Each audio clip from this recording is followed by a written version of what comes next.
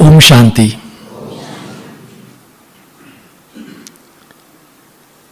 तो सबसे पहले तो आपको अपने घर में अपनों से वेलकम है। जो अभी अभी हमारा सत्र हुआ तभी आपका सबका स्वागत हुआ है, लेकिन अभी विशेष तौर पर आपका फिर से स्वागत है। और जो हमारा पहला क्लास भी हुआ तो हम बहुत बहुत लकी है कि शीलू दीदी ने हमारा क्लास किया, बहुत शक्तिशाली क्लास किया। और एक ही क्लास में कैसे ना परिवर्तन हो जाएगा, ऐसा वो क्लास था। तो दीदी ने उसमें बहुत अच्छी बात बताई कि हमारा ब्राह्मण जीवन कैसा होना चाहिए। तो दीदी ने खान पान के बारे में बोला, हमारे कर्म के बारे में बोला। तो जैसे ब्रह्मा बाबा का जीवन वैसे ही हमारा भी जीवन होना चाहिए। तो ब्राह्मण जीवन किस आधार पे बनता है? जो भी हमारे नियम है, मर्यादाएं है, उनके अनुसार अगर हम चलते हैं तो हमें इस जीवन में बहुत फायदे होते हैं। बाबा कहते हैं ना कि कायदों में फायदा है, जितना कायदा उतना फायदा। तो बाबा ने हमें ब्राह्मण जीवन की बहुत सारी मर्यादाएं बताई हुई है, धारणाएं बताई हुई है, और हमारी दिनचर्या कैसी होनी चाहिए वो बताया है। लेकिन कभी कभी शुरुआत में, ब्राह्मण जीवन की शुरुआत में हमें डिफिकल्ट लगता है कि इतना फॉलो नहीं होगा, इतना ही करेंगे, या फिर दिनचर्या में भी हम यही करेंगे, इतना ही हो पाएगा, बाकी चीजें हम धीरे धीरे करेंगे, ऐसे हमें लगता है। लेकिन मैं आपको मेरे खुद के प्रैक्टिकल एक्सपीरियंस से कुछ बातें जो है वो शेयर करने वाला हूं कि कैसे बाबा की जो भी मर्यादाएं है, बाबा ने जो हमें धारणाएं बताई दी है, उसमें ही फायदा है। अगर आपको कुछ समझ में नहीं भी आए तो भी आप अगर बस उसको फॉलो करते रहते हैं तो हमारा फायदा ही फायदा है। तो संगम युग में तो बहुत सारे फायदे हैं ही, और जो सतयुग के फायदे हैं वो तो बोनस है, राइट। तो अगर हम शिव बाबा की एस शिव बाबा की एस श्रीमत पर एक्यूरेटली चलते हैं तो हमें 8 एस प्राप्त होते हैं। हमें 8 एस मीन्स फायदे होते हैं। अगर किसको कॉपी है तो आप लिख सकते हैं इसको, क्योंकि जब हमें कभी लगता है ना कि नहीं हो रहा है तो उनको पढ़ लेना एक बार, तो हमें और एनर्जी आ जाएगी। तो फर्स्ट एस है उसका सेफ्टी। आजकल की ये जो कलयुग युग है वो अनसेफ है, तो हमारी सुरक्षा हो जाती है। सबसे पहली बात सुरक्षा, एस सेफ्टी। सेकंड, हमें स्ट्रेंथ मिलती है, शक्ति मिलती है, शक्ति या स्ट्रेंथ। फिर थर्ड है कि हमसे सर्विस ऑटोमेटिकली हो जाती है, सेवा सर्विस एस ऑटोमेटिकली हो जाती है। हम इस दुनिया की भीड़ में ऑटोमेटिकली स्पेशल बन जाते हैं, विशेष बन जाते हैं, और हमें साथ ही साथ सम्मान मिलता है। स्पेशल बन जाएंगे तो फिर सम्मान भी मिलेगा। बाबा का साथ अनुभव होता है हमें, अगर हम नियम मर्यादा पर चलते हैं तो साथ अनुभव होता है। बाबा से हमें सहयोग एस हेल्प मदद मिल जाती है, और हमें सफलता मिलती है। सबसे इंपॉर्टेंट, हमारा जीवन सफल जीवन बन जाता है, सक्सेस हमें मिल जाती है, अभी भी संगम युग में भी, और बाद में तो फिर संपूर्ण सफलता क्या है, हम देवता बन जाते हैं। तो वो देवता ही गुण जो है वो हमें अभी ही दिखाई देने लगते हैं, क्योंकि देवता को क्या कहते हैं? मर्यादा पुरुषोत्तम। तो उनको अगर देवता अगर हमें अभी हम बनेंगे अभी इस ब्राह्मण जीवन में, तब हम वहां पर देवता बनेंगे। तो हमें अभी ही देवता बनना है, ब्राह्मण सो देवता। तो मैं आपके साथ कुछ प्रैक्टिकल एक्सपीरियंसेस शेयर करूंगा कि कैसे हमें ये सब कुछ प्राप्त होता है। तो सबसे पहला एस कौन सा है हमारा? सेफ्टी। अभी देखिए बहुत बार, अभी देखिए ये जो है ना, बहुत सारी धारणाएं मर्यादाएं हैं। उसमें कौन कौन सी मेन धारणाएं मर्यादाएं? एक तो खान पान की, आज कहा दीदी ने कि शुद्ध सात्विक आहार, शाकाहार सात्विक फूड जो बाबा की याद में बनाया हुआ हो, बाबा की याद में खाया हुआ। एक वो। सेकंड इंपॉर्टेंट पवित्रता, राइट। बाद में हमारा ड्रेस कोड, हम जो ड्रेस पहनते हैं, बैज, राइट। तो ये जो है हमारी मेन धारणाएं मर्यादाएं हैं जो बाबा हमें बताते हैं। और फिर और भी हम उसमें देखेंगे जैसे हम आगे जाएंगे। तो बहुत बार ये लगता है हमें कि बाबा ने तो सब कुछ A to Z जो आपको चाहिए, आपको किसी को कुछ भी पूछने की आवश्यकता नहीं है। कुछ भी पूछने की आवश्यकता, सब कुछ बाबा ने मुरलियों में बताया है। साकार मुरली है में ही सब कुछ बाबा ने बता दिया है कि आपको कैसे फॉलो करना है। तो सबसे इंपॉर्टेंट है ना, फर्स्ट है कि खान पान। तो हमें क्या लगता है बहुत बार कि आजकल तो थोड़ा सा चलता है ना। बाबा क्या कहते हैं कि आपको बिना प्याज लहसुन का, एक तो नॉनवेज तो है ही नहीं, है ना, बिना प्याज लहसुन का, बाबा की याद में बनाया हुआ, योगी आत्मा ने के हाथ में से बनाया हुआ और बाबा की याद में खाया हुआ भोजन ही ब्रह्मा भोजन है। लेकिन आजकल की कुछ कुछ नई आत्माएं या फिर जिनकी थोड़ी इनर स्ट्रेंथ कम है, उनको लगता है कि थोड़ा चलता है, इतना तो चलता है, बिना प्याज लहसुन वाला खा लेंगे, थोड़ा सा जैन फूड खा लेंगे तो भी चलता है। लेकिन और हमने कहा ना कि ऐसा बाबा ने कहा है क्या? हाँ, बाबा ने तो कहा है कि आप खा सकते हैं, लेकिन बाबा के शब्द हम पकड़ लेते हैं। क्या पकड़ लेते हैं? कि मजबूरी में आप खा सकते हो दृष्टि देकर। लेकिन हम क्या करते हैं? अपनी सहूलियत से खाते हैं, मजबूरी में नहीं खाते, और कहते हैं कि बाबा ने तो कहा है, थोड़ा सा चलता है। तो कैसे हम इस फूड, है ना, हमारा जो खाना है, भोजन है, वो अगर हम बाबा के आज्ञा अनुसार, श्रीमत अनुसार अगर हम लेते हैं तो कैसे हमारी सेफ्टी हो जाती है। तो मैं आपको एक मेरा प्रैक्टिकल एक्सपीरियंस में शेयर करता हूं कि आपको सबको पता होगा कि कोविड में सब कुछ लॉकडाउन था और बहुत समय तक कोई घर से बाहर नहीं निकलता था सिवाय डॉक्टर्स के। डॉक्टर्स ही बाहर जाते थे, तो सब कुछ बंद था। तो हमारे जो डॉक्टर्स की जो कॉन्फ्रेंसेस है वो भी बंद थी। तो फिर कोविड की फर्स्ट वेव गई, फिर सेकंड वेव आई, तो वो भी थोड़ी सी कम हुई। तो सब ने स्ट्रिक्टली मास्क पहना तभी। तो जैसे ही वो वेव थोड़ी कम हुई तो फिर डॉक्टर्स की कॉन्फ्रेंसेस शुरू हो गई। तो आपको पता है कि डॉक्टर्स की कॉन्फ्रेंस में क्या क्या होता है।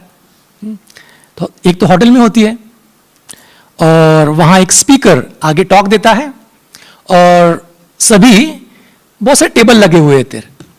तो डॉक्टर्स वहां बैठते हैं, जो स्पीकर बता रहा है वो भी सुनते हैं और साथ साथ में खाते भी हैं। तो फिर हमारी वो फर्स्ट कॉन्फ्रेंस थी आफ्टर कोविड। तो हम उस कॉन्फ्रेंस को बैठे हुए थे, तो सबने मास्क पहना हुआ था और उस स्पीकर ने टॉक देना शुरू किया और साथ साथ वेटर्स ने भी कुछ कुछ सर्व करना शुरू किया। तो अभी सर्व कर रहे हैं तो खाना तो पड़ेगा, है ना। तो सबने क्या किया होगा? मास्क नीचे लिए। तो हम खाते हैं क्या? बाबा के बच्चे बाहर का नहीं खाते। तो मैं भी कॉन्फ्रेंसेस में था, तो उसमें फिर मैंने मास्क नीचे नहीं लिया। क्या था, वो जो वेटर्स थे ना, उनमें से कुछ इन्फेक्ट थे कोविड से। तो जहां जहां गए हो, जो जो डॉक्टर के पास गए, वो प्रसाद बांट के आए कोविड का, ठीक है। और फिर 2 दिन के बाद में, अक्टूबर महीना था वो, तो दिवाली थी, तो मैं 2 दिन के बाद में यहां मधुबन में आ गया ईश्वरीय परिवार के साथ में दिवाली मनाने के लिए, बाबा के साथ, ईश्वरीय परिवार के साथ। और वहां जो डॉक्टर्स थे जिन्होंने खाया था, उनको सबको कोविड हो गया, मेजॉरिटी लोगों को वहां पे कोविड हो गया। तो कोई फिर घर में था, तो कोई हॉस्पिटल में एडमिट था, कोई आईसीयू में था, और कोई क्रिटिकल भी था, है ना। तो ये क्या हुआ, अगर मैं भी अगर सोचता कि थोड़ा तो चलता है ना, तो क्या होता, मैं ये मास्क नीचे कर लेता और मुझे भी वो हो जाता। आजकल हम न्यूज़ देख रहे हैं ना, बाहर का खाना क्या है, बाहर के खाने में कैसे भी पानी में बनाते हैं, कोई भी चीज़ में बनाते हैं। बड़े बड़े होटल्स में जाएंगे आप, तो भी वहाँ के किचन में जाएंगे तो आप देख नहीं पाएंगे, फिर आप वो खाना नहीं खाएंगे। इसके लिए जहाँ तक हो सके हमें बिल्कुल स्ट्रिक्ट फॉलो करना है। और ये बड़ी बात नहीं है, हमें क्या लगता है कि बाहर जाना पड़ता है, सोसाइटी में रहना पड़ता है, लेकिन ऐसा बिल्कुल भी नहीं है। लोग क्या कहेंगे ये भी होता है हमारा, लेकिन हमें एक बात हमेशा याद रखनी है, एक बात, कि अच्छी चीजों के लिए हमें लज्जा नहीं आनी चाहिए। हमें लज्जा किसके लिए आनी चाहिए, बुरी चीज करने के लिए हमें लज्जा आनी चाहिए। अच्छी चीज करने के लिए हमें कभी भी सोचना नहीं है, लज्जा नहीं है, आनी नहीं चाहिए।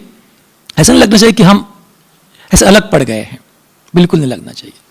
तो फर्स्ट, वैसे उदाहरण तो बहुत है, एक्सपीरियंस बहुत है, लेकिन हम अगर बाहर का नहीं खाएंगे, बाबा की याद में खाएंगे, ब्रह्मा भोजन खाएंगे, तो हम इस दुनिया के अशुद्ध वातावरण में ऑटोमेटिकली सेफ रहेंगे, इतनी गारंटी है, ठीक है। फिर सेकंड है स्ट्रेंथ। हमें बाबा की याद में बनाया हुआ भोजन अगर हम स्वीकार करते हैं तो हमें इनर स्ट्रेंथ मिलती है, शक्ति मिलती है। तो देखिए, और वो कैसी मिलती है, एक तो हम मर्यादाएं फॉलो कर रहे हैं, तो सात्विक आहार में ही पावर है। अभी मैं डॉक्टर हूं, तो मैं आपको अगर किसका कोई प्रश्न होगा तो मैं आपको बोल सकता हूं कि इसका मीन्स क्या एक्यूरेट है, क्योंकि आजकल डॉक्टरों में भी अज्ञान है, लेकिन हम रिसर्च के अकॉर्डिंगली जाना चाहिए हमने, ठीक है। तो एक तो हमारा सात्विक आहार में ही बहुत शक्ति रहती है, और वो हम बाबा की आज्ञा अनुसार ले रहे हैं, तो उसकी एक्स्ट्रा पावर है। मेडिटेशन में, ध्यान में बैठकर याद में खा रहे हैं, तो उसकी एक्स्ट्रा पावर है। तो इतनी पावर हम में मिल जाती है। तो कुछ 1-2 साल पहले की बात है, हमारा एक टूर था, एक्चुअली एक स्टडी टूर था। तो वहां पे हम एक स्टील फैक्ट्री में गए थे, टाटा स्टील के। तो वहां पर एक कोयले की खदान होती है, कोल माइंस। तो आपको सबको पता है कि खदान कहां होती है, जमीन के नीचे। तो एक बड़ा ग्रुप था हमारा, 25 लोगों का होगा। तो उसमें हम सभी गए। तो फिर सबसे पहले हमारा वेलकम किया गया। वहां गेस्ट हाउस है, वहां पर मॉर्निंग में हमारे लिए ब्रेकफास्ट अरेंज किया हुआ था। तो सभी ने बहुत आनंद से, क्योंकि बहुत सारी वैरायटी रखी हुई थी, तो बहुत चाव से सभी ने खाया। तो और मैं साथ में क्या लेकर गया था, तो स्प्राउट्स, ठीक है, स्प्राउट्स लेकर गया था, कुछ फ्रूट्स लेकर गया था।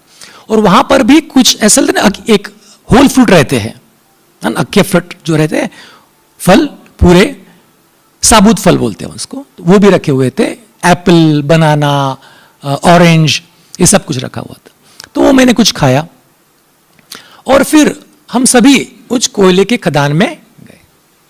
तो कोयले का खदान कहाँ, नीचे होता है, तो बहुत स्लोप होता है। तो नीचे गए हम सभी, वहां सब कुछ देखा। तो नीचे होता है ना, बहुत नैरो होता है टनल, तो उसमें ऑक्सीजन बहुत कम आता है।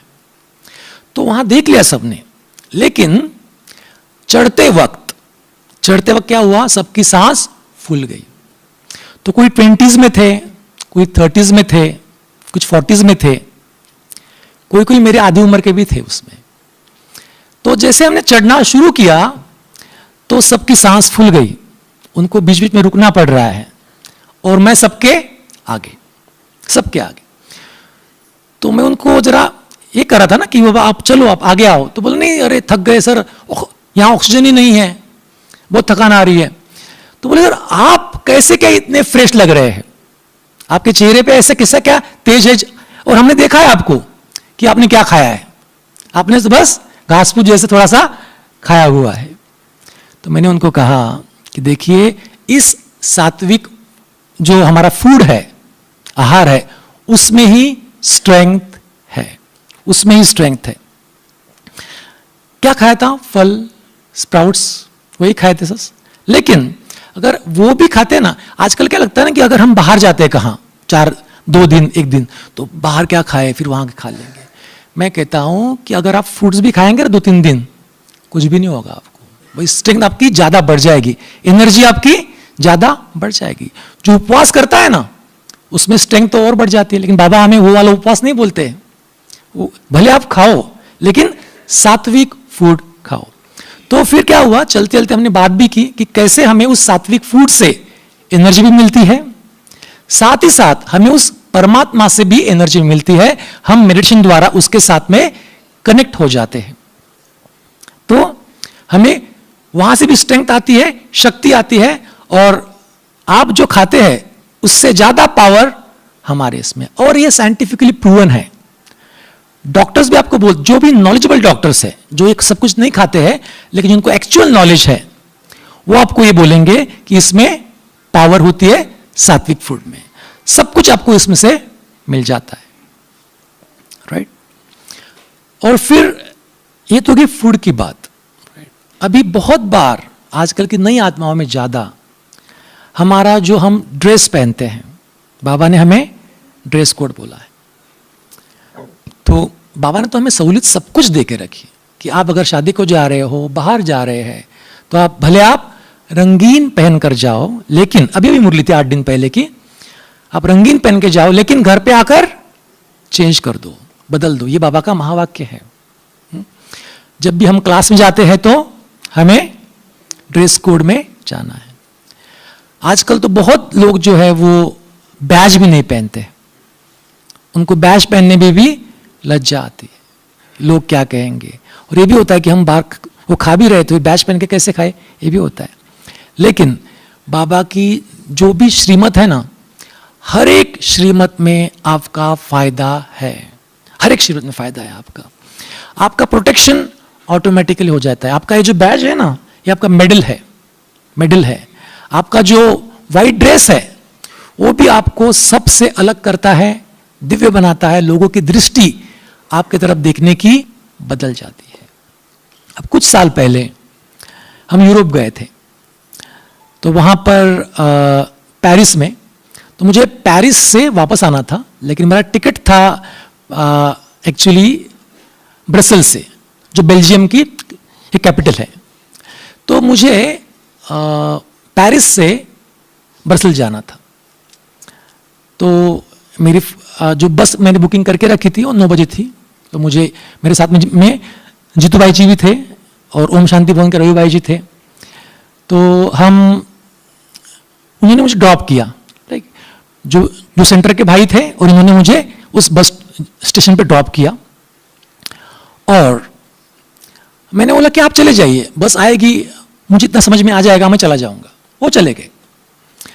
तो बस क्या हुआ, वो बस आई नहीं, कैंसिल हो गई, आई नहीं बस, और मेरी बुकिंग थी आगे जाके, ठीक है।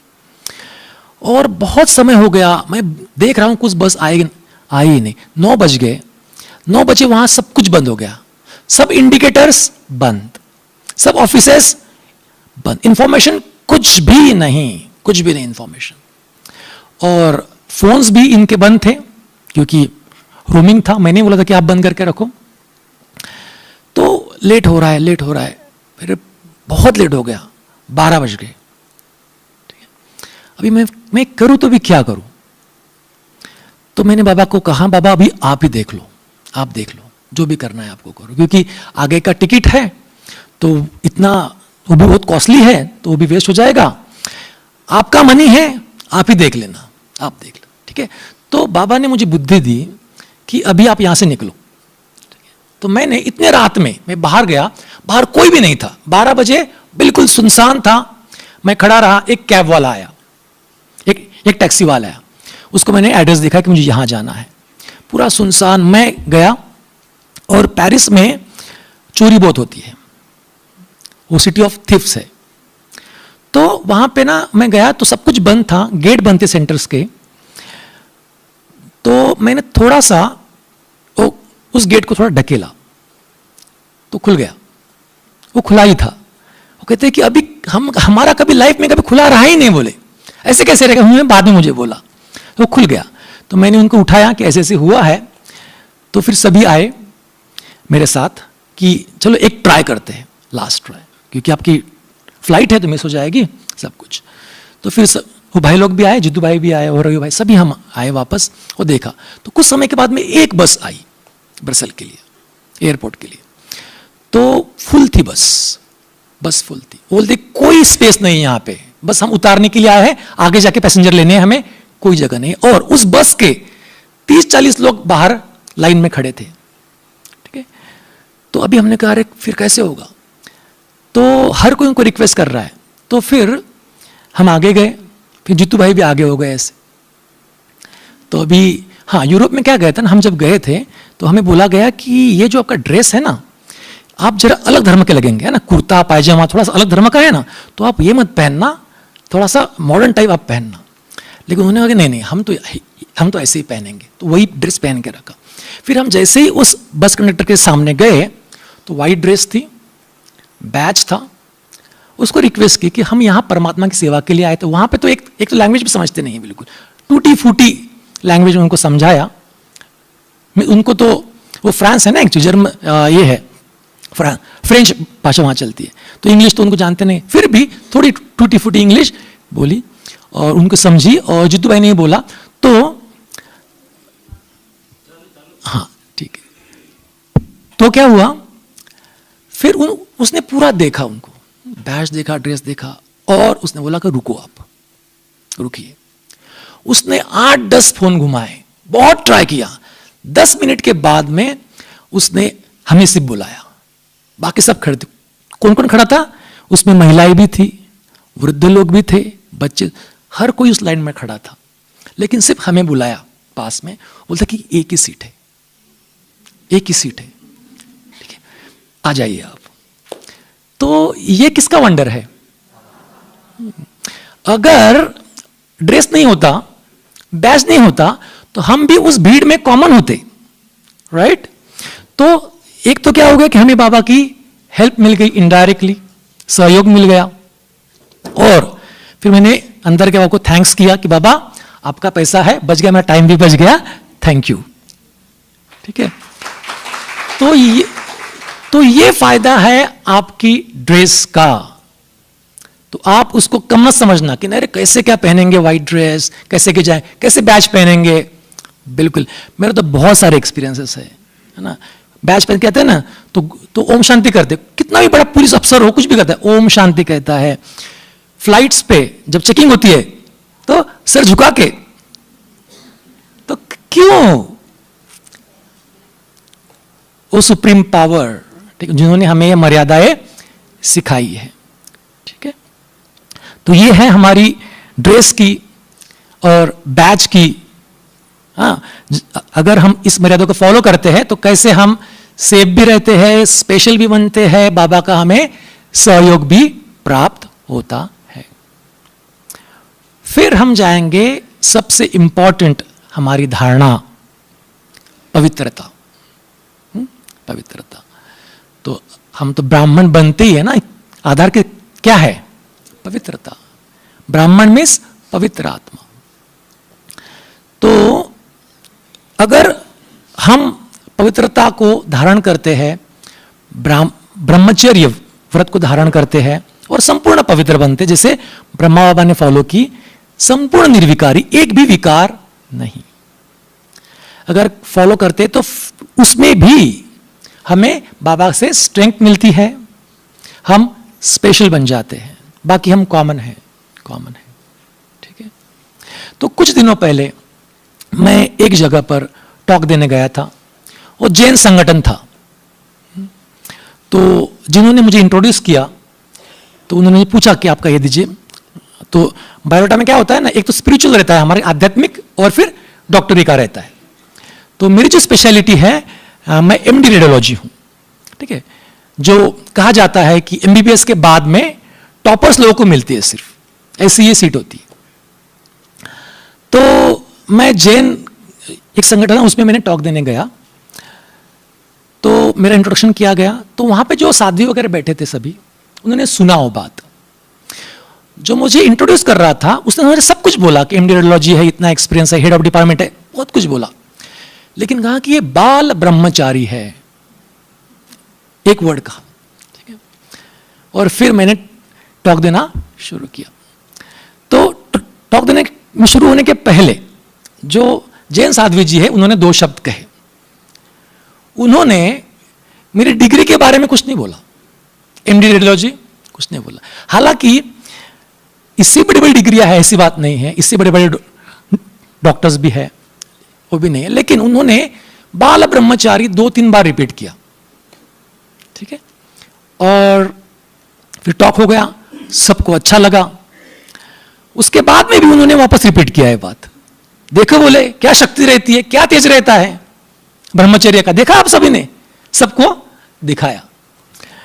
और फिर वो टॉक खत्म हो गया। मुझे वो जो संगठन था उसमें से कुछ लोग मुझे मिलने आ गए, बोले आप इतने बड़े डॉक्टर हैं और आप सिंगल हैं, शादी नहीं किया आपने। तो मैं उनको बोला कि देखिए, अगर मैं शादी करता तो मैं 2 या 3 लोगों के बारे में सोचता, है ना, मियां बीबी बच्चे, उसके आगे सोच जाती नहीं है।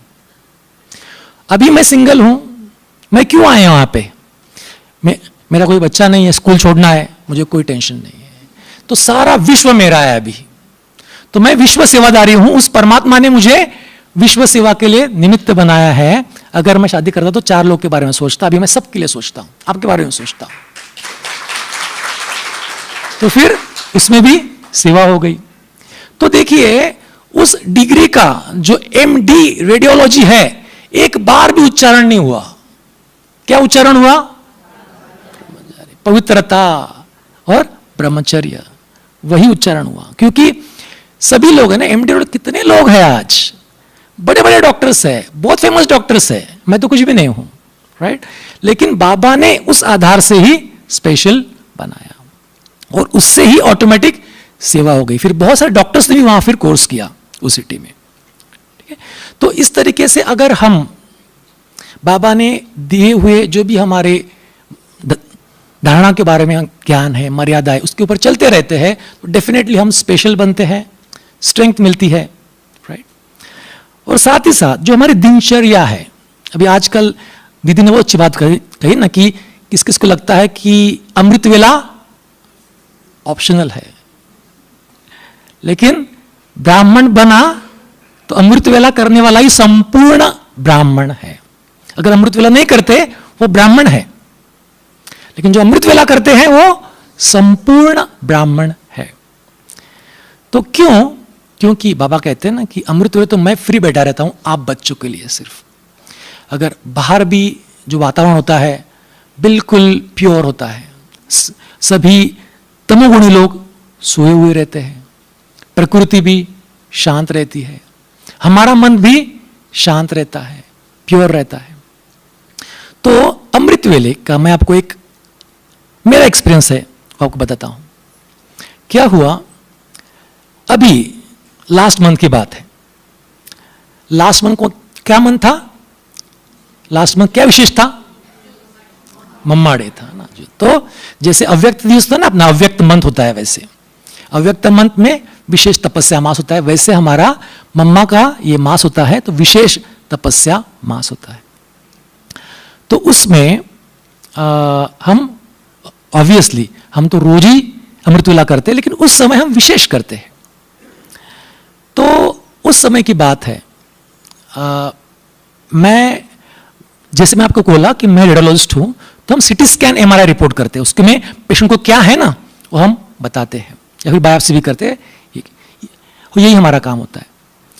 तो एक पेशेंट हमारे पास आया, तो उसको फीवर था, बुखार था, लेकिन उसको जो कॉज है फीवर का वो मालूम ही नहीं पड़ रहा था कि क्यों फीवर आ रहा है। बहुत ढूंढा उन्होंने, चेस्ट का एक्सरे लिया, हाँ छाती का एक्सरे लिया, बाकी भी कुछ किया, सोनोग्राफी की, बहुत कुछ किया, लेकिन उनको आंसर नहीं मिल रहा था। तो उन्होंने हमें पेट के सीटी स्कैन के लिए हमारे पास भेजा, पेट का सीटी स्कैन करने के लिए कि कुछ इन्फेक्शन है क्या। तो मैंने देखा स्कैन में, तो उस स्कैन में मुझे कुछ मिला नहीं खास कि कुछ फीवर का कॉज हो, ऐसा मुझे मिला नहीं। लेकिन उस स्कैन में मैंने एक नोट किया, जब भी हम पेट का स्कैन करते हैं ना, तो चेस्ट ना छाती का स्कैन थोड़ा सा आ जाता है, ये थोड़ा सा पार्ट उसमें भी आ जाता है। तो मैंने छाती के स्कैन में थोड़ा सा जो पार्ट आया था उसमें मैंने नोट किया कि उसको निमोनिया का पैच है, लंग में छोटा सा उसको एक इंफेक्शन है। तो मैंने नोट किया, लेकिन उसी समय क्या हो गया कि हमारे डिपार्टमेंट में एक बहुत बड़ी इमरजेंसी पेशेंट आया, है ना, बहुत बड़ी इमरजेंसी हो गई, तो हम उसमें बिजी हो गए। तो बहुत समय उसमें गया, फिर वापस आया मैं और फिर रिपोर्ट करने लगा। तो जो है ना सिटी स्कैन एब्डोमेन मींस पेट का है ना, तो उसमें रिपोर्ट क्या लिखना है, मुझे पेट की लिखनी है। तो मैंने वो रिपोर्ट उसको दे दिया, जो छाती का था निमोनिया का पैच, माइंड से निकल गया। फिर हॉस्पिटल में 2 घंटे काम किया, उसके बाद में फिर घर आया, भोजन किया, आराम किया, सोया, और फिर दिन था 24 जून, हाँ, और मेरी नींद जो है वो 2 बजे खुली, 2 o'clock। और जब भी हम ब्राह्मण आत्माओं की नींद खुलती है, हम क्या करते हैं, गुड मॉर्निंग बाबा कहते हैं ना, गुड मॉर्निंग बाबा। मैं भी हमेशा ही करता हूं कि गुड मॉर्निंग बाबा, लेकिन उस दिन मुझे चांस ही नहीं मिला गुड मॉर्निंग करने का। बोलो कैसे? जैसे ही मेरी नींद खुली, मेरी आंखों के सामने वो सीटी स्कैन आ गया, पिक्चर पूरा का पूरा पिक्चर आ गया मेरे सामने। ठीक है, मैं देख रहा हूं कि अरे इसको तो इन्फेक्शन है, और मैंने रिपोर्ट में नहीं लिखा है। तो हमें वो ऑनलाइन सुविधा है कि we can update the report, हम घर से ही वो अपडेट कर सकते हैं। तो मैंने अमृत वेले ही वो रिपोर्ट अपडेट कर दी कि उसको इन्फेक्शन है। जबकि वो पेशेंट मॉर्निंग में आता, रिपोर्ट लेता, उसके पहले ही उसकी रिपोर्ट जो उसको चाहिए थी वो रेडी हो गई। अगर मैं अमृत वेले में नींद में सोया हुआ रहता, बाद में जागता, तो ये टचिंग मुझे नहीं होती थी। वो पेशेंट इन्फेक्शन के कारण घूमता ही रहता कि कहाँ इन्फेक्शन है, कहाँ इन्फेक्शन है, कहाँ इन्फेक्शन है। और मेरे भी रिस्पॉन्सिबिलिटी। इसके लिए बाबा कहते हैं कि आपको कुछ भी हो जाए, आपको अमृत वेला मिस नहीं करना है। आपको अमृत वेले विचार सागर मंथन करना है। नए नए विचार आते हैं आपके मन में, सेवा के थॉट्स आते हैं, और आपकी जीवन बदल जाती है उसके कारण। आपको ऐसी टचिंग हो जाएगी कि आपकी लाइफ बदल जाएगी। ऐसे बहुत आत्माओं के एक्सपीरियंसेस है कि मॉर्निंग में उठे कि बच भी गए। अभी अगर आप मेडिकल साइंस के हिसाब से देखें, तो जब हम मॉर्निंग में उठते हैं ना, तो अर्ली मॉर्निंग में 3:30 से 5 के बीच में हमारे बॉडी में कुछ हार्मोन सीक्रेट होते हैं, वो हार्मोन ही कुछ कुछ हमें बीमारियां देते हैं। आपने सुना होगा कि जो पैरालिसिस है वो मॉर्निंग में होता है, चंद्र, हार्ट अटैक्स मॉर्निंग में होते हैं, डेथ कॉमनली मॉर्निंग में होती है। क्यों? वो हार्मोन का इफेक्ट। लेकिन अगर हम जगे हुए हैं, मेडिटेशन में बैठे हैं, योग में बैठे हैं, तो वो हार्मोन का इफेक्ट हम न्यूट्रलाइज कर लेते हैं। ये उसके पीछे मेडिकल साइंस है। और मैं अभी लास्ट 6 सालों से एक सेवा कर रहा हूं कि डेली मुरली के आधार पर रोज योग की कमेंट्री बनाता हूं। तो उसका थॉट भी मुझे अमृत वेले में ही आया था कि मुझे कैसे, इतने सालों से है, कुछ हो नहीं पा रहा है, योग में वृद्धि, ग्रोथ नहीं हो पा रही, तो क्या करें? तो फिर कुछ मुरली का पॉइंट लेके उसके ऊपर योग करना है। वो भी थॉट मुझे वहां पे आया। तो इसके लिए हमें अमृत वेला कभी भी मिस नहीं कर। अगर हम अमृत वेले सोए रहेंगे ना तो टचिंग से भी आप मिस हो जाएंगे। फिर अभी विनाश भी जब होगा तभी भी आप अगर सोए हुए हैं तो इसके लिए अमृत वेले का बहुत बड़ा महत्व है। और साथ साथ फिर बाबा कहते हैं कि आपकी दिनचर्या अर्थात क्या, अमृत वेले उठना, बाद में क्या होता है, मुरली क्लास, बाद में आपकी सेवा, लौकिक सेवा और सेवा। तो मुरली क्लास, तो मुरली क्लास भी हमें कभी भी मिस नहीं करना है। ब्राह्मण माना ही ज्ञान अर्जन करने वाले। तो जब हम ज्ञान लेंगे तभी तो देंगे हम ज्ञान किसको, राइट। और बाबा मुरलियों में भी आपको इतनी नई नई पॉइंट बताता है, इतनी नई नई पॉइंट कि आपको जो भी आपके प्रश्न है ना वो ऑटोमेटिकली आपको उसके जो आंसर्स है ऑटोमेटिकली मिल जाते हैं। और आपको मुरली में भी बाबा कुछ टचिंग जरूर करा देता है। तो देखिए, और उससे मुरली ही अपने जीवन का आधार है, वही हमारा जीवन बनाती है। तो एक 2-3 साल पहले की बात है, बाबा की अव्यक्त वाणी चली थी। रविवार का दिन था। उस दिन दीदी को याद होगा शायद, हमारा सेंटर का फाउंडेशन स्टोन डाल रहे थे हम। संतोष दीदी जी हमारे आए हुए थे। तो रविवार का दिन था, तो हम गाड़ी से, क्योंकि हमारा घर है हाईवे है और सेंटर है, तो हम गाड़ी से जा रहे थे। तो गए, प्रोग्राम खत्म हुआ और हम वापस आ रहे थे। तो उस दिन ना अभी पास में ही घर है, तो हमने बेल्ट नहीं लगाया, सीट बेल्ट हमने नहीं पहनी कार में। तो पुलिस ने हमें रोक लिया, ठीक है। तो पुलिस ने रोका, अरे आपने सीट बेल्ट नहीं पहनी है। तो हमने कहा कि हमारा घर तो एकदम पास में है ना, इसके लिए नहीं पहनी, सॉरी गलती हो गई, आगे से नहीं होगा ऐसे। नहीं बोले, आपको तो फाइन भरना पड़ेगा। बहुत समझाया लेकिन नहीं माने। तो बोले अगर अभी आप भरेंगे नहीं ना, आप फिर आपके ऑनलाइन आ जाएगा। बोला ठीक है। बोला कितना है? तो वो बोला कि 200 रुपया। तो मैंने कहा 200 रुपये उनको निकाल के दिए, 100 के नोट 2 निकाल के दिए। तो उन्होंने क्या किया, 100 के नोट मुझे वापस करनी चाहिए कि 100 मैं रख लेता हूं, 100 आप रख लो, मैं रिसीट नहीं देता हूं, मैं चालान नहीं काटता हूं, ठीक है। और उस दिन की मुरली थी शुद्ध धन। अगर आप किसी भी गलत तरीके से धन कमाते हैं, भ्रष्टाचार से, किसी को फंसाकर, लालच देकर, तो वो धन अगर आप घर में लाते हो तो चिंता को साथ लेकर आएगा। और इसमें मैंने मेरा हैप्पीनेस कोड भी बनाया था। तो मैंने कहा कि नहीं साहब, ये हमारे सिद्धांतों में नहीं बैठता है लेना पैसा, इसके लिए आप ये रख लीजिए, मुझे रिसीट दे दीजिए। उसने मेरी तरफ देखा कि पहला ही आदमी लगता है ऐसे। तो फिर उसने क्या किया होगा, वो 100 रुपये भी 200 रुपये मुझे वापस कर दिए और कहा कि आप बहुत भले आदमी लगते हैं, आपके विचार बहुत अच्छे हैं, आज आपके जैसे लोगों की बहुत आवश्यकता है। तो ये देखिए क्या हो गया, सम्मान मिल गया, बाबा की सेवा हो गई, पैसा डबल बच गया, है ना। तो ये है मुरली की कमाल। देखिए आपको लगता है कि बाबा ने ये बोला, बाबा क्यों बोलता है बार बार, आपको उस दिन वो फॉलो करना है ना, वो तो हम करते हैं, लेकिन उस दिन स्पेशल करना है। इसके लिए हमें रोज मुरली सुननी है।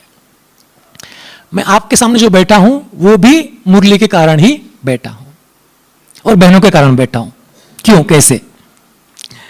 देखिए एक दिन क्या हुआ ना, आपको सबको पता है कि नासिक में जहां मैं रोज सेंटर पर जाता हूं, वो एक गार्डन है, उसमें दीदियां वीकेंड्स को आती है, शनिवार रविवार को आती है। तो एक दिन क्या हुआ कि दीदी को कुछ कारण लेट हो, तो 15-20 मिनट हो गए, 8 को 10 कम थे, सब हलचल में आ गए क्योंकि सब वर्किंग है। तो बोले क्या करे, सब योग में बैठे लेकिन मन हलचल में। तो मेरा अमृत वेला का जो विचार था ना काफी दिनों से कि मुझे मुरली के ऊपर कुछ कमेंट्री करनी है, तो मैंने उस दिन सोचा कि आज मौका है इनको शांत करने का। तो मैंने क्या कहा कि दीदी जब तक आए तब तक मैं आज की जो मुरली है उसके ऊपर मैं कमेंट्री कराता हूं। मैंने उससे पहले एक बार भी कमेंट्री नहीं की थी, मुझे कमेंट्री की 4 लाइन भी नहीं आती थी, या टॉक देना भी 4 लाइन नहीं आता था। तो फिर मैंने कमेंट्री कराई, फिर सबको अच्छी लगी। फिर बोले कि आप और बीच बीच में कराया कीजिए। फिर बोला कि आप अभी रोज कराया कीजिए। फिर बाहर जो बाकी सेंटर्स के हैं उनको भी अच्छे लगने लगी, वो आने लगे। बोले हमें रोज आना नहीं जमता है, आप अभी रिकॉर्ड करो, आप बोलते हो ना सिर्फ रिकॉर्ड कर लो। फिर रिकॉर्डिंग शुरू हो गई। फिर बोलो कि अब यूट्यूब पे डालो। फिर तो अभी मुझे यूट्यूब का वाई भी नहीं पता था, ना कमेंट्री का सी पता था। बाबा ने वो भी सिखाया, वाई भी सिखाया यूट्यूब का और सी भी सिखाया। और फिर ये सेवा आगे शुरू हुई। तो उसको अभी 6 साल पूरे हो जाएंगे नेक्स्ट मंथ।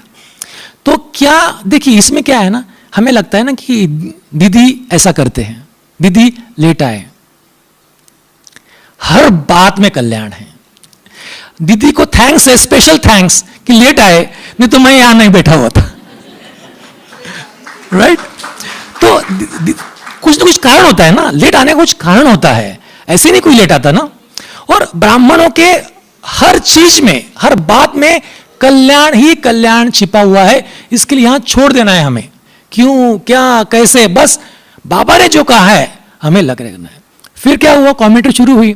फिर तो यूट्यूब पे तो फिर US, Germany, Europe, UK, Australia सब दूर पहुंच गई। राइट? फिर वहां से फिर कोविड स्टार्ट हो गया। फिर कोविड तो ऑनलाइन सेवा शुरू हो गई। फिर मुझे सेवा के ऑफर्स भी आने लग गए कि आप ऑनलाइन टॉक दो, मेडिटेशन कराओ, जो अब तक भी शुरू है। तो एक बात मुरली, और दूसरा कुछ भी हो जाए सोचना नहीं है, हर बात में कल्याण है। और बाबा ने जिनको निमित्त बनाया है उनके द्वारा कभी भी, अगर थोड़ी कभी भी कुछ हो जाती है गलती, सपोज कभी होती है, उसमें भी कल्याण होता है। बाबा उसको भी सुलटा कर देता है। मेरे लिए तो बहुत ज्यादा सुलटा कर दिया बाबा ने। इसके लिए सोचना नहीं बिल्कुल, है ना। जो भी जिम्मेदार लोग हैं उनके बारे में बिल्कुल भी विचार नहीं चलाना है। राइट? तो ये हो गया हमारी मुरली का इंपॉर्टेंस। राइट? कैसे हमें मुरली हमारी जीवन बनाती है। आपकी भी जीवन मुरली ने ही बनाई है, इसके लिए आप यहां बैठे, और भी बनाएगी आपकी जीवन अगर आप बिल्कुल लगन से, बिल्कुल मिस ना करके रोज मुरली सुनेंगे तो। और फिर हमें क्या करना है कि एक है कि मुरली, फिर बाबा कहते हैं कि दिन भर फिर आप क्या करो, सेवा करो। राइट? सेवा करो, एक लौकिक सेवा, एक अलौकिक सेवा, लेकिन सब कुछ करते हुए हमें क्या करना है, बाबा को याद करना है। राइट? अगर हम बाबा को याद करते हुए सभी सेवाएं करते हैं तो हमें सफलता मिलनी ही है। मेरा बचपन से एक अनुभव है कि छोटा था मैं जब ज्ञान में आया तभी मेरी उम्र 1 साल भी नहीं थी, 8 महीने थी। बचपन में बहुत सारा मेडिटेशन तो समझता नहीं, हमें ध्यान तो समझता नहीं, लेकिन क्या समझता है हमें, बाबा वो हमारा रक्षक है, वो हमें हेल्प करेगा, वो हमारा है, इतना हमें समझता है। राइट? तो मेरा 10th का एक्सपीरियंस है एक्चुअली कि जब भी मैं एग्जाम देने जाता था तो मेरा घर नेक्स्ट गली में सेंटर और नेक्स्ट गली में हमारा स्कूल था। तो मैंने हर एक पेपर मेरा जो है वो मैं घर से निकलता था, सेंटर पर आता था, बाबा के सामने बैठता था कि बाबा पढ़ाई मैंने बहुत की है, अभी आपको सब कुछ करना है। हाथ मेरे होंगे भले, लेकिन बुद्धि कौन खोलेगा आप, क्योंकि बच्चों का मैंने पढ़ाई तो बहुत की है लेकिन वहां पे याद नहीं आता, ऐसा होता है ना बच्चों का, तो आप करोगे। तो ऐसा करके बाबा आपको लिखना है, सब कुछ ये करना है, ऐसे करके मैं ये भी क्या हो गया, बाबा से बातचीत, रूह रिहान। तो ये क्या है, मेडिटेशन है, ध्यान है। बहुत सिंपल तरीका है बाबा से ये मेडिटेशन करने का, बाबा से बातचीत। तो वो करके मैं निकलता था। जाने के पहले मुझे दीदी वहां के दही और शक्कर खिलाते थे, वो खाकर मैं जाता था और बैठता था पेपर के सामने और बेंच पर, और पेपर आ गया कि बाबा भी आपको लिखना है। तो मैंने वही सब पेपर लिखे और फिर लिखे। तो जब रिजल्ट आई तो देखिए पढ़ाई सब लोग करते हैं, है ना, पढ़ाई तो सभी करते हैं, लेकिन मेरा जब रिजल्ट लगा तो मैंने पूना बोर्ड में एक सब्जेक्ट में मैं टॉपर था, हिंदी संस्कृत में मैं टॉपर था पूना बोर्ड का, और पूना बोर्ड में मैं 16th रैंक था मेरा। तो मेरा इंटरव्यू लिया गया कि ये सभी ने पढ़ाई की है, आपके अच्छे अच्छे दोस्त सभी, लेकिन आपने विशेष क्या किया, आप सुनाइए विशेष क्या सुना। अभी पूछते हैं ना लोग कि आपने क्या किया विशेष, तो मैंने कहा कि मैंने पढ़ाई की, हमारे टीचर ने भी बहुत मेहनत की हमारे ऊपर, लेकिन एक विशेष बात मैंने की कि मैंने रेगुलरली क्या किया, राजयोग का अभ्यास किया। तो मैं रोज अमृत वेले उठता था, थोड़ा सा योग करके बैठकर मैं रोज पढ़ाई करता था। ठीक है, ये कहा। तो उस गांव में बहुत ज्यादा विरोध था पहले ब्रह्म कुमारी के बारे में, वो भी बहुत बहुत कम हो गया वो सुनकर। फिर पेरेंट्स भी आए, बच्चे भी आए, उन्होंने भी कुछ कोर्सेस किए। कहने का भाव ये है कि हमें जो कुछ भी करना है बाबा की याद में करना है। मेरी एक और एक्सपीरियंस है मेरा कि जो मेरी एमडी की है ना, एमडी की एंट्रेंस एग्जाम, उस समय तो बहुत कम लोग एंट्रेंस एग्जाम देते थे। तो मैंने एक मेरा नियम बनाया था। आजकल क्या होता है कि बच्चे जो है ना वो अंत तक पढ़ते रहते हैं। हमें इतनी पढ़ाई होती है कि बिल्कुल एग्जाम हॉल के एंटर करो, पढ़ते जाएंगे पढ़ते जाएंगे। मैंने क्या किया, मैं आखिरी का 1 घंटा कुछ भी नहीं करता था। पढ़ लिया मैंने सब कुछ, जितना पढ़ा है उतना सफिशिएंट है, शांति में बैठना है मुझे बस। ओके, तो यही ने मुझे बहुत हेल्प किया, क्योंकि अगर हम लास्ट मोमेंट तक पढ़ते हैं ना, सब कुछ यहां मिक्स हो जाता है, याद नहीं आएगा। तो शांति में बैठेंगे तो वो खुलते हैं विचार बाद में। तो फिर मेरा ऑल महाराष्ट्र में भी रैंक आया, ऑल इंडिया में भी रैंक आया। ठीक है, और मुझे सक्सेस प्राप्त हुआ। और एक लास्ट बात, एक मेरा एक्सपीरियंस लास्ट, कि कैसे बाबा आपको हेल्प करता है जब आप बाबा के बने रहते हैं, तो बाबा के हाथ थामे रहते हैं। तो ठीक है, अभी मेरा एक्सपीरियंस आपने सुना होगा कि बचपन से ही पढ़ाई में अच्छा, टॉपर्स में, एमबीबीएस में भी अच्छे कॉलेज में admission, first year second year बहुत अच्छा, थर्ड ईयर की प्रीलिम हो गई वही बहुत अच्छा, बहुत अच्छे अच्छे मार्क्स मिले मुझे। लेकिन जब फाइनल एग्जाम आई मेरी, तो मैं बीमार पड़ गया, है ना, और एडमिट हो गया। और एडमिट हो गया तो फिर पढ़ाई कैसे होगी, पढ़ाई तो कम होगी। तो फिर बहुत विचार चलने लग गए। तो मेरी जो लौकिक मम्मी है वो भी बहुत सालों से ज्ञान में है, और हमारा दीदी, उन्होंने कहा कि देखो ब्राह्मण बच्चे हैं ना, वो उनके जीवन में सब कुछ कल्याणकारी होता है, वो बने कल्याण के लिए है।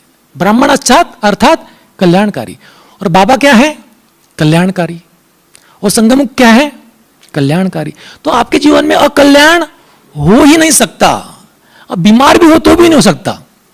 तो अगर कोई अच्छा जो स्टूडेंट पढ़ाई में अच्छा है, वो पढ़ाई नहीं कर पा रहा है, बीमार है, इसमें क्या अच्छाई है, वो तो है ही। लेकिन देखिए क्या हुआ, मैं पढ़ाई मेरी कम हुई, बीमार था, तो पेपर दिए, जितने मार्क्स चाहिए थे उतने अच्छे नहीं आए। तो हमारे टाइम क्या था कि अगर आपने थर्ड ईयर में जितने मार्क्स लिए हैं उसके ऊपर आपको एमबीबीएस के ऊपर एमडी की एडमिशन मिलेगी। ठीक है, तो अगर आपके मार्क्स कम आए हैं तो लाइफ टाइम आपका लॉस हो गया, आप कुछ नहीं कर सकते उसके बारे में, जो मिलता है वो लो, नहीं तो आपके जीवन स्पॉइल। तो इसमें क्या अच्छा होगा, मुझे मार्क्स कम आ गए, अच्छा क्या हुआ उसमें? तो क्या हुआ, हमारा जो बैच थी उस बैच से ही एडमिशन की प्रोसेस चेंज हो गई। वो एमबीबीएस के मार्क्स को 0 मार्क्स हो गए, सबके 0 मार्क्स, कोई वैल्यू नहीं रही, भले कितने मार्क्स आपको मिले हुए हो।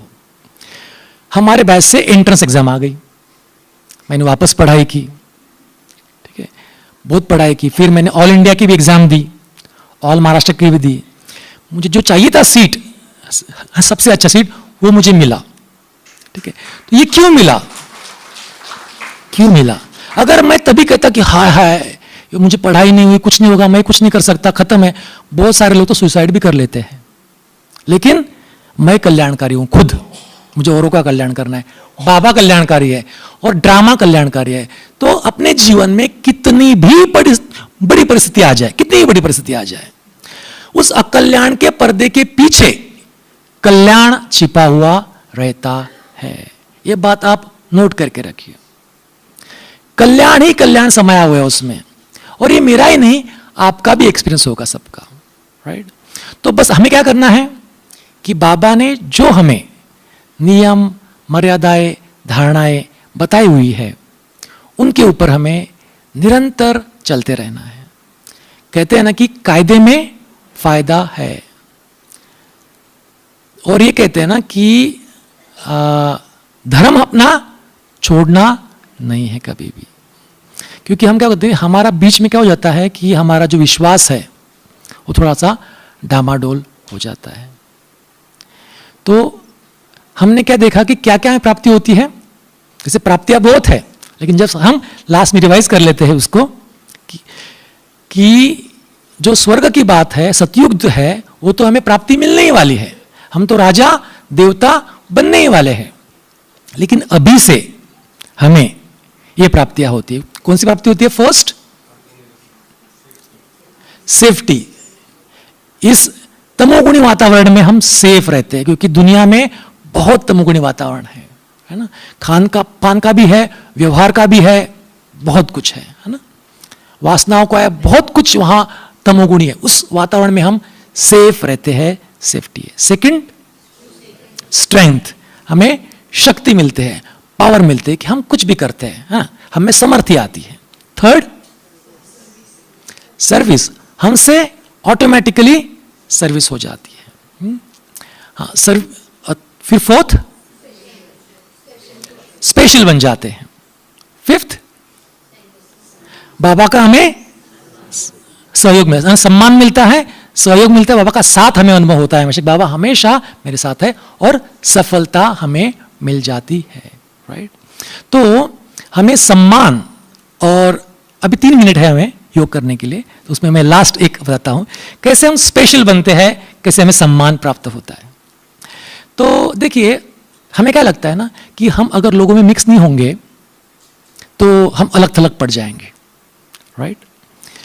तो अभी डॉक्टर्स के साथ बैठना है तो खाना पीना तो पड़ेगा, ऐसे लगता है हमें, ठीक है। तो अभी हम जब कॉन्फ्रेंस में जाते हैं तो बाहर गांव कॉन्फ्रेंस होती है, तो फिर वहां पे फिर उनके साथ में नहीं बैठेंगे तो फिर कॉन्टैक्ट्स भी नहीं बनते हैं। लोग जाते ही कॉन्टैक्ट्स बनाने के लिए, तो हम तो उनके साथ में खाना नहीं खाते हैं। तो ऐसे ही मैं एक बार कॉन्फ्रेंस में गया था, तो जब भी ब्रेक होता मैं अपने रूम में जाता, फ्रूट्स, स्प्राउट्स, ये सब कुछ खाने के लिए, और वो ब्रेक खत्म हुआ, वापस उनके साथ में बैठ जाता था। तो पहचान कैसी होगी, सम्मान कैसे मिलेगा, इतनी बड़े बड़े लोग हैं उसमें, है ना। तो क्या हुआ, हर एक ने वहां टॉक दिया, तो हर एक का अलग अलग सब्जेक्ट था अपने अपने विषय का, लेकिन मुझे चॉइस था, तो मैंने चॉइस लिया था कि healthy mind in a healthy body. Scientific जो है उस आधार पे, स्पिरिचुअलिटी। फिर क्या हुआ, मैंने लिया था healthy mind in healthy body. तो हर एक का टॉक अच्छा हुआ, और मेरा भी टॉक हुआ। तो वो टॉक था मेरा साइंस के ऊपर, कैसे हमारा नॉलेज है ना, ब्रह्म कुमारी का नॉलेज, स्पिरिचुअलिटी, कैसा उसके पीछे क्या साइंस है, वो मैंने उसको एक्सप्लेन किया। और एक 15-20 मिनट का टॉक था सिर्फ वो। तो सबको बहुत अच्छा लगा वो, कि कैसे हम अपनी जो प्राचीन संस्कृति उसको भूलते जा रहे हैं और हम बीमारियों को अपना रहे हैं। तो सबने तालियां बजाई, वहां के डीन थे, सबने तालियां बजाई। और उन्होंने बाद में, टॉक होने के बाद में, उन्होंने मुझे ऑफर भी किया बाद में उठकर कि आप ना हमारे कॉलेज में आइए एक बार, और आपके ये टॉक है वो भी दीजिए, और कुछ सेवा हो रेगुलर बेसिस पे स्ट्रेस के लिए वो भी आप कर सकते हैं। और उसके पहले मेरा नाम किसको भी नहीं पता था। जैसे मैंने वो टॉक दिया, वहां के जो ऑर्गेनाइजर्स थे, जब भी वो स्टेज पर आए 2 दिन कुछ बोलना होगा ना, तो मेरा नाम जरूर लिया उन्होंने, बाकी किसका भी नहीं लिया। और जो ऑर्गेनाइजर्स है उनका लिया, चीफ गेस्ट का लिया, चेयरमैन का लिया, और मेरा भी लिया। और क्या लिया, राजयोगी बीके डॉक्टर राजेश। मैं बोला अरे इनको कैसे पता पड़ गया कि डॉक्टर। तो हमारा ज्ञान ऑलरेडी पहुंच चुका है इसके पास में, बस हमें निमित्त बनना है, निमित्त बनना है, एकदम निर्माण होके हमें सेवा करते रहना है। तो हमें सम्मान भी मिलता है और हम स्पेशल भी बन जाते हैं दुनिया की भीड़ में। इतने लोगों ने टॉक दिया, लेकिन किसका नाम नहीं लिया, क्योंकि वो कॉमन टॉक बन गए और हमारा टॉक स्पेशल बन गया। तो हम विशेष बन जाते हैं ऑटोमेटिकली। बाबा हमें विशेष बना देता है। अच्छा, ओम शांति।